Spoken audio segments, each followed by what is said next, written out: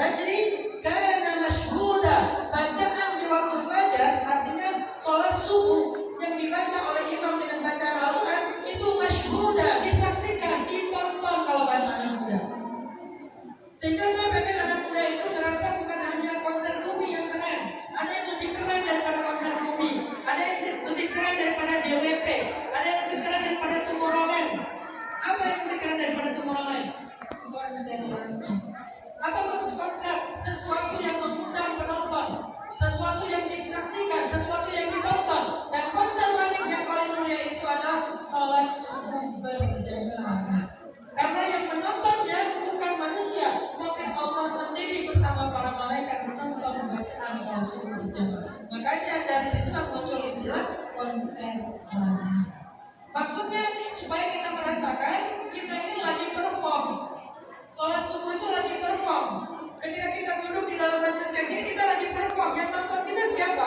Bukan teman-teman lah yang nonton saya hari ini, tetapi ada di atas teman-teman yang tidak terlihat, yaitu jumlah malaikat yang sampai ke langit dunia. Mereka menonton kita semuanya dengan mendoakan Allahumma arham, Allahumma arham, Allahumma arham. Ya Allah rahmati malam ini. Maka ketika kita hadir dalam majelis ilmu, ketika kita duduk atau nongkrong dalam majelis ilmu, kita mencoba untuk menghayati bahwa kita ini sedang disaksikan. Bukan lagi duduk biasa, kita lagi disaksikan. Kalau teman-teman nongkrong di luar majelis ilmu, teman-teman nggak disaksikan oleh siapa-siapa. Kalau teman-teman live di sosial media, yang menyaksikan cuma beberapa orang dari followers kita. Kalau followers kita cuma 10, 100, yang menyaksikan cuma segitu. Tapi kalau teman-teman nongkrong di dalam majelis ilmu, yang menyaksikan kita ribuan malaikat, dan mereka bukan cuma nonton tapi juga mendoakan kita. Sehingga itulah yang memotivasi kita untuk datang ke majelis ilmu. Bagaimana cara untuk membahasakan itu? Saya pakailah istilah konser lagi. Masih banyak lagi istilah-istilah lain yang biasanya gak dipakai dalam dakwah. Cuma karena wayasbir ala adahum a'zam darajatan minal mu'min alladzi la yukhalidun nas wa lam yasbir ala adahum. Ini hadis sahih. Apa artinya? Seorang mukmin yang bergaul. Coba. Kenapa kalau bergaul boleh, kalau gaul nggak boleh? Ini aneh. Bergaul harus bergaul kata orang tua. Tapi menjadi orang yang gaul jangan. Kenapa bergaul boleh, gaul tidak boleh? Kan ini kata-kata yang sama. Seorang mukmin yang bergaul dengan manusia, nas, bukan cuma mukmin saja, nas. Mukmin atau yang tidak mukmin, muslim, non muslim, mukmin yang bergaul dengan manusia dan dia bersabar atas gangguan mereka, itu lebih tinggi derajatnya daripada mukmin yang tidak mau bergaul dengan manusia dan tidak bersabar atas gangguan mereka, walaupun dua-duanya mukmin. Dan siapa orang yang paling gaul? Rasulullah SAW paling gaul se-Mekah dan se-Hijaz. Apa indikasi gaulnya Nabi? Tidak ada anak yatim yang gak kenal Nabi. Tapi kan dia gaul banget. Gak ada orang susah yang gak kenal Muhammad. Gak ada janda-janda tua yang ditinggalkan suaminya yang gak kenal Muhammad. Gak ada orang yang kelaparan yang gak kenal Muhammad. Gak ada budak yang teraniaya yang gak kenal Muhammad. Semua orang susah kenal sosok Muhammad Rasulullah SAW karena beliau sangat gaul dengan mereka. Ini makna gaul yang saya ubah. Dari tadinya gaul itu adalah di mall, nongkrong, sekarang gaul. Coba tanya berapa jumlah anak yatim yang kenal dengan kita. Itu indikasi kita gaul dan seperti ini. Kalau kita tinggal di sebuah daerah nih, berapa banyak orang miskin yang kita kenal mereka dan mereka kenal kita dengan baik dan mereka sering datang meminta tolong mereka. Itulah indikasi kita gaul apa tidak. Sehingga kita menjadi lebih tinggi derajatnya daripada orang yang tidak bergaul. Itu maksud dari hadis. Maka gaul sesuatu yang positif, sehingga muncul istilah pemuda gaul atau sahabatnya gaul atau siapa yang gaul. Sampai saya dan Aisyah saya istilahkan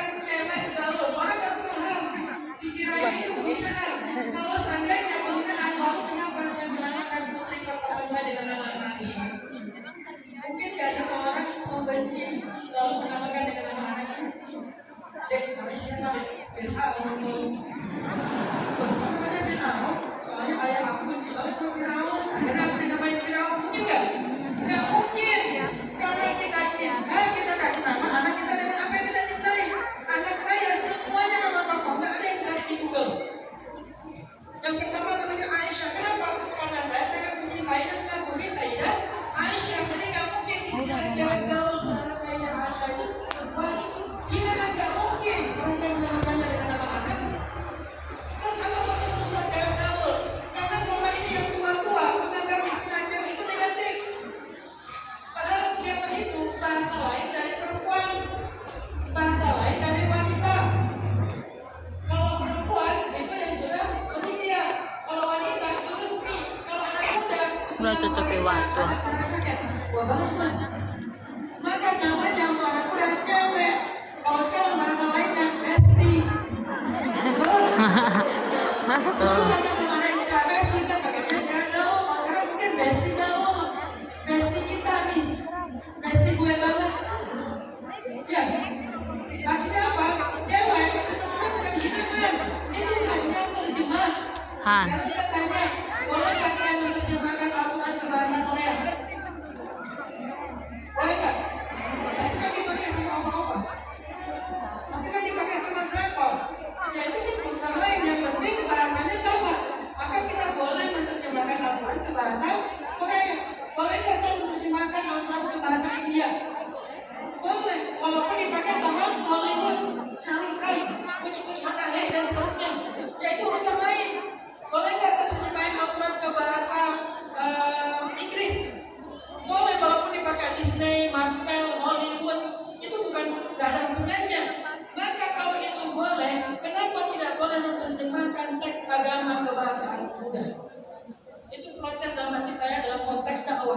Saya merasa kok nggak boleh menerjemahkan teks agama ke bahasa anak muda. Yang di rumah itu bukan teksnya, terjemah mu'asarah, terjemah jadidah, translate yang baru, yang kontemporer sesuai dengan segmen anak muda. Akhirnya cewek gaul, apa maksud cewek gaul? Pertama, perempuan itu muda. Sayyidah Aisyah itu perempuan yang sangat muda, belia sekali. Nikah dengan Nabi usia 11 tahun. Tetapi 11 tahunnya Aisyah beda sama 11 tahun kita yang makanannya masih disuapin. 11 tahunnya Aisyah, 11 tahunnya udah mecer, yang udah matang. Sayyidah Aisyah adalah seorang pemuda, anak muda, cewek yang dikenal seluruh kota Madinah. Gaul banget.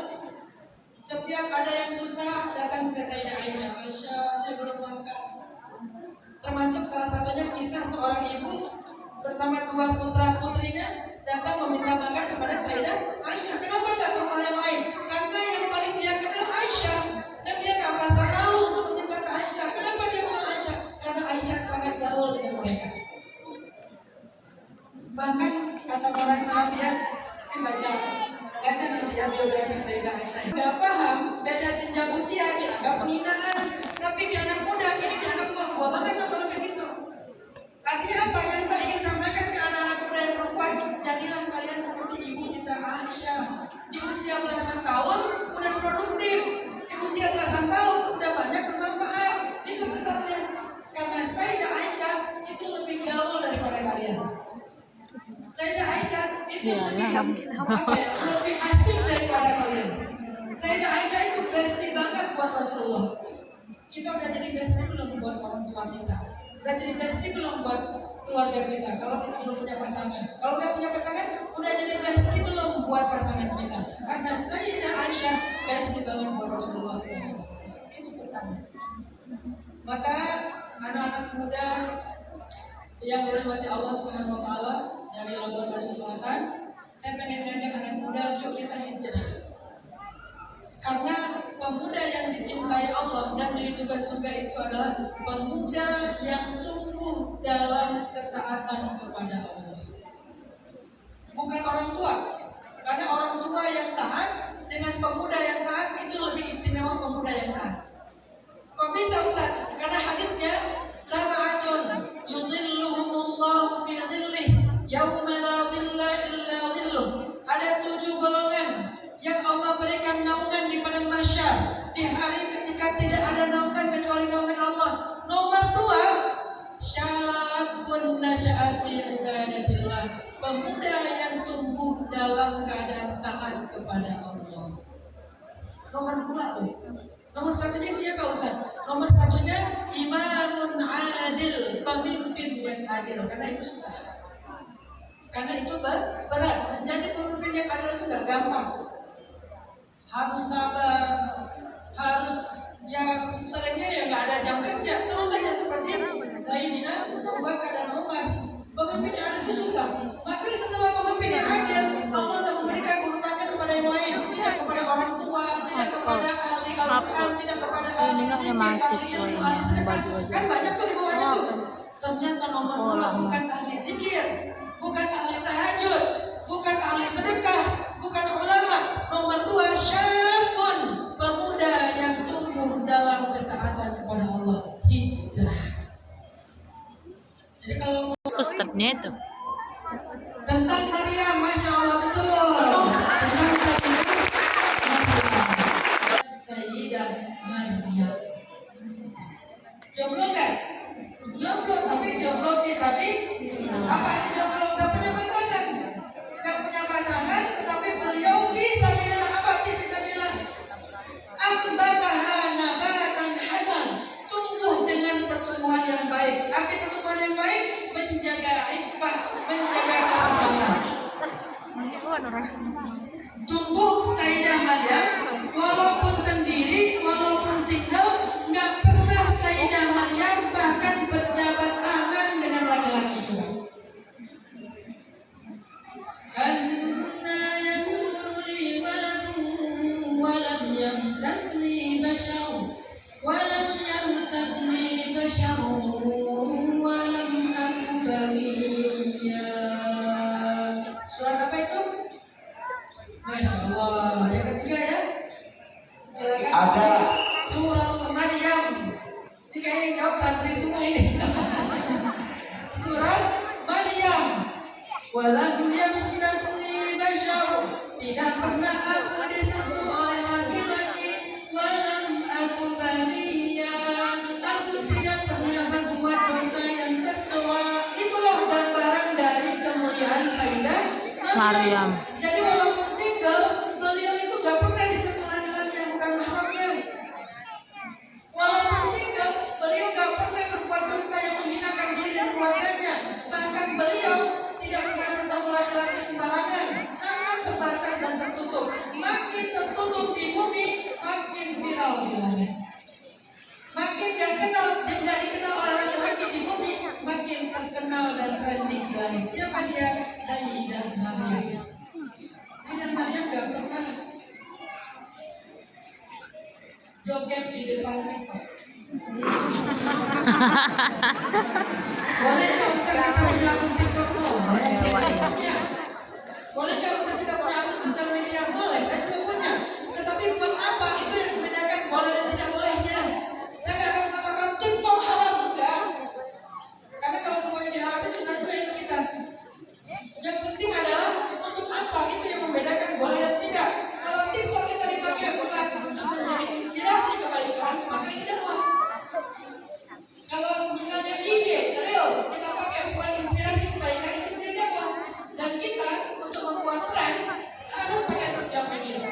Dari awalnya akun saya itu dibuat tahun 2015 awal, alhamdulillah sampai sekarang 9 juta follower, itu karena memang kita targetkan untuk membuat tren. Jadi memang bukan sekedar main-main, kita bikin dengan target-target tertentu biar jadi tren. Terakhir saya coba tes the water ya, masih bisa nggak saya jadi tren sebagai influencer? Saya main panah. Udah lama saya main skateboard segala macam, udah jadi trending. Akhirnya yang menjaga Allah di masa mudanya, Allah jaga dia di masa tua. Siapa yang jaga Allah di masa senang, Allah jaga dia di masa susah. Barakallahu fiikum wa lakum. Wassalamualaikum warahmatullahi wabarakatuh. Waalaikumsalam warahmatullahi wabarakatuh. Ini ternyata semangatnya teman-teman dari Labuhan Batu, Selatan, Sumatera Utara ini udah ada yang mengajukan pertanyaan. Ini udah banyak sekali ya. Ini kotak pertanyaan, mohon maaf karena waktu kita hanya memilih 3 penanya beruntung banget. Ini kepada Allah semuanya atas izin Allah Subhanahu wa taala. Spesial banget. Betul sekali. Berapa teman kita nggak ada Yang ada Q&A karena spesial banget. Jauh-jauh ke Labuhan Batu Selatan. Ini Ustaz Anam mau ya untuk menjawab pertanyaan langsung dari teman-teman yang sudah hadir pada hari ini ya. Afwan Ustaz, izin ya pertanyaan pertama. Saya seorang muslimah berusia 24 tahun. Sudah ingin menikah, namun setiap ada laki atau iwan yang ingin serius dan ada keinginan melamar saya selalu menolak alasannya karena belum bisa move on. Siapa itu? Mohon sarannya Ustaz agar hati saya terbuka dan yakin menikah dengan ikhwan yang datang melamar. Wow, Anda laku ya? Dari yang lama. Yang kedua,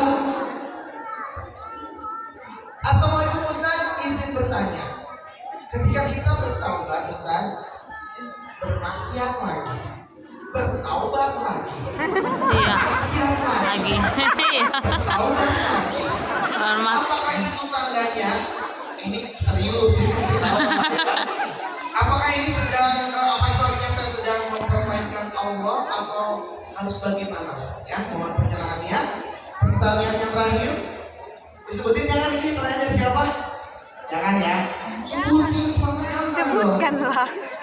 Selanjutnya. Nanti ketok kali sih. Mana dalam karya ya? Iya. Tapi ini ada namanya. Yang merasa aja kan. Yang terakhir. Pertanyaan terakhir. Assalamualaikum Ustaz Anataki. Mau bertanya. Bagaimana caranya menjaga keistiqomahan dalam menuntut ilmu terlebih-lebih dalam menghafal Al-Quran? Syukran Ustaz dari Umi Musyrifah Pondok Tahfiz Lita Guna Hafizah ya. Silakan Ustaz mohon pencerahan. Terima kasih Kak Budi, terima kasih teman-teman yang sudah bertanya. Mungkin ada juga yang tanya dengan tema yang sama walaupun nggak dibaca, tapi mudah-mudahan bisa dijawab dengan jawaban yang mirip dengan apa yang sedang dialami. Pertama adalah masalah move on. Ini salah satu masalah anak muda. Kita pengen move on itu rasanya kayak pengen tapi nggak bisa. Sering berbayar, apalagi masih menyimpan beberapa hadiah dari dia. Setiap dilihat ingat lagi foto lama, tempat kenangan, musik kesukaan, betul? Muncul musik itu muncul apa lewat tempat itu aduh dulu. Saya sering makan di sini kepedesan. Dia nggak bayarin, saya selalu yang bayarin.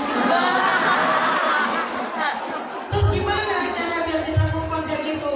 Belajar yakin sama Allah. Semua solusi hidup kita itu di langit teman-teman, bukan di bumi. Di bumi itu cuma perantara, tapi sumbernya dari langit. Maka kembalilah ke langit. Gimana caranya? Belajar yakin dengan ayat ini.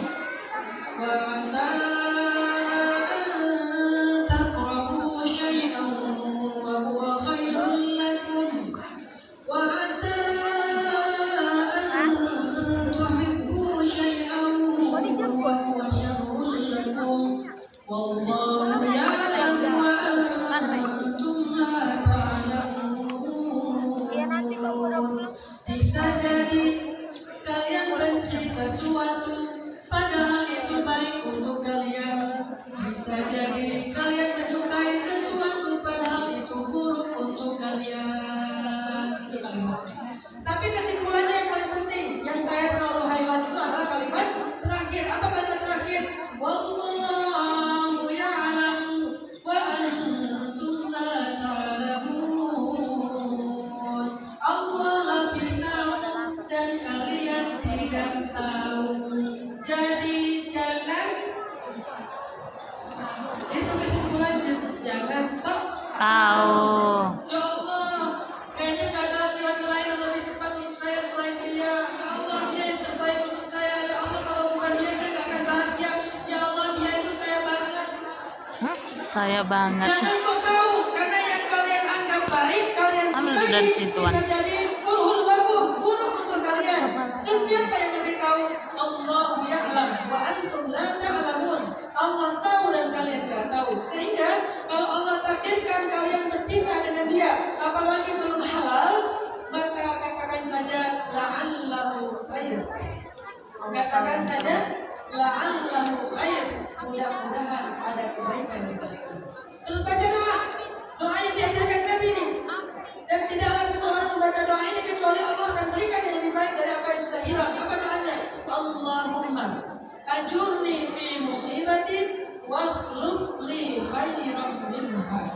Ya Allah, kata Nabi diajarin kepada Abu Salamah, ya Allah, beri saya pahala dalam musibah saya dan beri saya ganti yang lebih baik darinya. Pasti Allah ganti yang lebih baik. Makanya setelah bilang la'allahu khair, kemudian bilang Allahumma ajurni fi musibati, datang laki-laki yang baik akhlaknya, kamu jawab baik agamanya, terima. Belum ngeklik Ustaz, itu syaitan. Itu bukan ngeklik, itu dari waswasah syaitan yang gak pengen kita ngeklik supaya kita terus-menerus dalam keadaan galau dan tidak bisa move on dari hal-hal yang di masa lalu. Syaitan tuh gak suka seseorang menikah.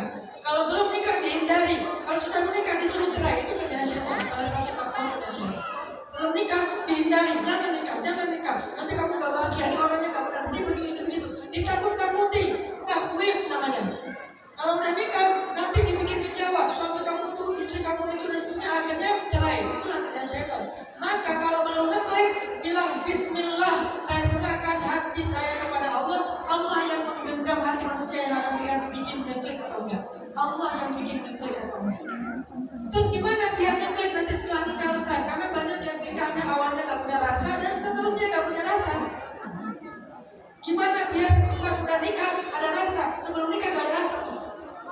Tapi dia orangnya baik, bisa saya tahu dia orang baik, dia tanggung jawab, dia agama mulia, agama yang juga baik, dia punya finansial yang sudah siap. Kok saya nggak ngeklik Ustaz? Bismillah. Kalau kita melibatkan Allah di awal, maka Allah terlibat sepanjang perjalanan. Nanti di tengah jalan, ketika udah menikah, gimana biar ngeklik? Caranya saya kasih ilustrasi segitiga. Di atas ini Allah, di kanan suami, di kiri istri. Suami istri ini, kalau mereka mau dekat, caranya mendekat ke atas. Semakin mereka mendekat ke atas, semakin jarak mereka semakin dekat. Sehingga kalau kalian pengen punya rasa yang kuat, pengen ngeklik, caranya mendekatlah bersama-sama ke atas. Tahajud bareng, baca Quran bareng. Semakin dia mendekat ke atas, semakin dekat jarak mereka. Semakin jauh dari atas, semakin jauh jarak di antara mereka. Itu ilustrasi romantisme rumah tangga orang yang beriman. Jadi move on, pakai ayat tadi Al-Baqarah 216. Yang kedua, taubat kuman. Udah taubat masih kuman. Taubat kuman, taubat kuman, taubat kuman. Ada taubat kuman. Gimana kalau kayak gini? Renungkan firman Allah. Allah manggil kita nih yang taubat-taubat nih. Yang bikin dosa, taubat. Bikin dosa lagi, taubat. Nah, ulang lagi, taubat. Allah manggil kita. Bukan Allah tinggalin, Allah manggil. Coba, saking Allah sangat menyayangi kita. Allah manggil. Qul ya ibadiyalladzina asrafu ala anfusihim. Wahai hamba-hambaku yang melampaui batas. Apa arti melampaui batas? Tobat. Bikin dosa, tobat, ulang lagi, ulang lagi, ribuan kali, sehari ratusan kali, dia terus sampai melampaui batas. Ternyata Allah panggil orang yang kayak gini. Qul ya ibadiyalladzina asrafu ala anfusihim. Wahai hamba-hambaku. Padahal kita berdosa, tapi Allah panggil kita dengan panggilan hamba. Allah bisa aja mengatakan wahai pendosa, wahai ahli maksiat, wahai orang yang hina, boleh. Tapi Allah memuliakan kita dengan memanggil wahai hamba-hambaku. Itu dekat banget loh panggilan itu. Kalau ayah panggilnya ya bunayya, wahai anakku. Kalau anak memanggil ayahnya ya abati. Jadi dalam bahasa Arab itu ya abi, itu biasa. Yang lebih lembut lagi ya abati. Kalau ke ibu ya ummi, itu biasa. Yang lebih lembut lagi ya ummah. Ya abati, ya ummah. Kalau orang tua ke anak ya bunayya, bukan ya ibni, ya waladi, bukan ya bunayya. Allah ke hambanya ya abdi, ya ibadi. Berarti walaupun kita melampaui batas, walaupun kita bikin dosa beribu-ribu kali dalam sehari, lalu tobat dosa lagi, Allah masih menyayangi kita dengan untuk tetap memanggil kita dengan panggilan ya ibadi, wahai hamba. Terus apa kalimat berikutnya? La taqnatu min rahmatillah.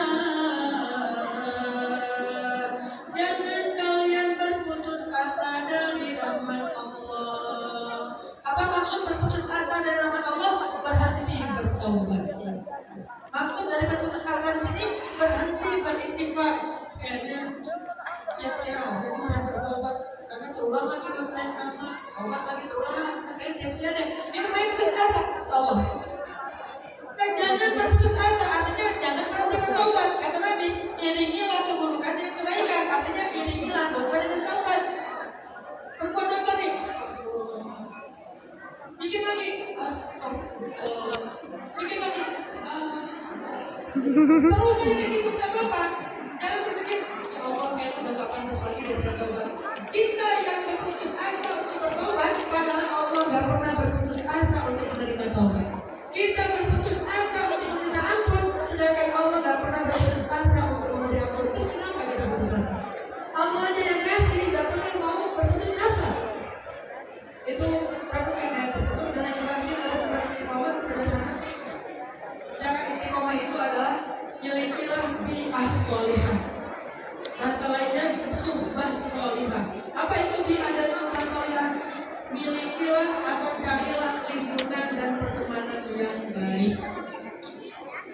Kenapa harus lingkungan yang baik, Ustaz? Kenapa harus pertemanan yang baik agar kita bisa istiqomah, Ustaz? Karena Rasulullah bersabda, al-mar'u ala dini khalilih. Seseorang tergantung teman dekatnya. Kalau teman dekatnya rajin puasa, dia insya Allah rajin puasa. Kalau teman dekatnya suka gosip, maka dia juga kebawa gosip. Kalau teman dekatnya bohong, dia ikut bohong. Kalau teman dekatnya baca Quran, dia ikut baca Quran. Maka siapa teman dekat kita, maka kurang lebih seperti itulah gambaran tentang diri kita. Carilah suhbah salihah. Tapi tidak ada teman yang sempurna. Jangan sampai kita mencari yang sempurna, itu akan kecewa. Wah, saya kira dia orang yang baik, ternyata semua orang punya kekurangan. Maka jangan fokus kepada kekurangan, fokuslah kepada kelebihannya. Dia ahli pikir misalnya, dia ahli Quran, tetapi mungkin dia lemah di bagian lain. Mungkin dia orangnya agak kemana, mungkin dia orangnya sensitif, gampang tersinggung. Udah, jangan gara-gara itu kita ilmu, akhirnya kita pergi mencari yang lain. Kita gak akan pernah menemukan yang sebenarnya. Mau cari apa nih? Oh, karena ustazah yang bertanya ini ada di Darul Hafaz, apa ditakuna hafilan. Maka kalau pengen hafal Quran, carilah teman yang senang baca Quran dan hafal Quran. Insya Allah terpacu. Anak saya di rumah Maryam disuruh hafal Quran juz 30 aja, bertahun-tahun gak dapat. Begitu dia masuk pondok, ada satu teman yang jadi kompetitornya, karena dia harus berkompetisi. Akhirnya dia hafal Quran 1 hari 2 lembar setengah, 4 kali 1 juz. Sekarang udah 15 juz, alhamdulillah. Kenapa? Saya juga heran, Maryam kamu udah 15 juz aja? Ya Bapak, alhamdulillah, doain dia diberikan dia 15 juz kali mengajarkan. Tasbih 15 juz kali itu. Saya bilang, Bapaknya gak pernah kayak gitu. Kenapa dia bisa kayak gitu? Karena subah. Karena ada temannya. Kalau di rumah nggak ada sumanya, soalnya adik-adiknya masih kecil. Orang tuanya mungkin sibuk. Akhirnya dia nggak punya pemicu dan nggak ada yang berpacu. Maka carilah suhbah salihah, insya Allah kita akan itu aja. Boleh menjawab sedikit dari pertanyaan teman-teman Bapak-bapak sekalian. Mudah-mudahan mewakili banyak yang bertanya. Ya, alhamdulillahirobbilalamin. Semoga teman-teman yang sudah bertanya langsung ini alhamdulillah sudah mendapatkan pencerahan dan jawaban yang sangat biasa dari bunda kita, Ustaz dan Ataki. Dan kita akan tutup ya acara